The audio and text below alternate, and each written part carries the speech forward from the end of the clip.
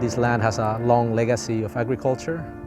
It was a special place for food production from native Hawaiians, and more in the recent history for sugarcane production. It is considered one of the most productive ag lands in the world, and from our current perspective, it is considered one of the most productive and sustainable areas, not only because of the quality of the soil, but also because of its availability of water to irrigate the lands, its climatic conditions, the amount of sunlight that we receive on an annual basis, and for us today, its proximity to the major market in the state. That means if a farmer is growing high-value crops, they don't need a lot of infrastructure to get the product to market. And this means that the production costs go down, so the farmer can make more money on a per-acre basis as compared to a farmer growing tomatoes in Waiana side or in another island like Molokai or Big Island. So in a way, it's an invaluable piece of land. There's been a movement to try to preserve the opili lands from development, especially considering that over the past 50 years, about half of the prime ag lands in the state have been lost to development. So the community is saying enough is enough, and let's protect this valuable piece of land for future generations. These lands again are considered amongst the most productive in the world. In the sugarcane days, the yields of sugarcane in Hawaii were the highest in the world, but the yields in this particular area were about 50% higher than the average yields in the state because the amount of sunlight, quality of the soil. So it is an invaluable piece of land.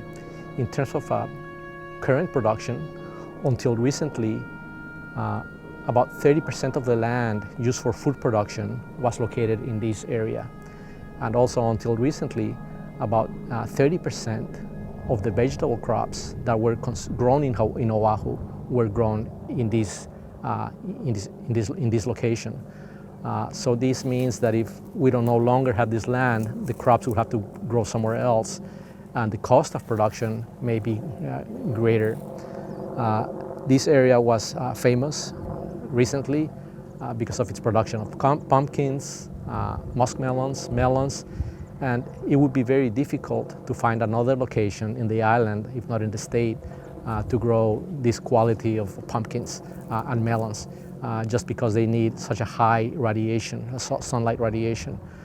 For example, we tried to grow these melons in Upper Kula, and even though they grew well, they weren't able to accumulate the amount of sugars required for quality cucurbits production.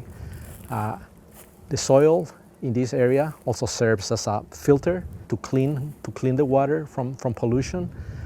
Here we are just upslope from the Pearl Harbor Aquifer.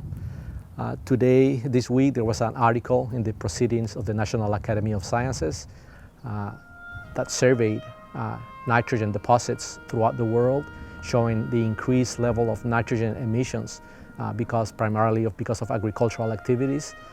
So again, green lands, soil, help to filter and to clean the environment and the water and the land.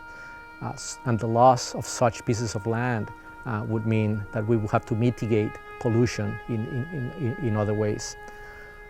From a different perspective, here you can see a lot of fallow land. It's just sitting bare without being used. The soil is our most valuable resource. And we think of the soil almost as a bank account. Every time that you take care of the soil, that you grow a crop, that you diversify, follow permaculture practices, you are improving the soil.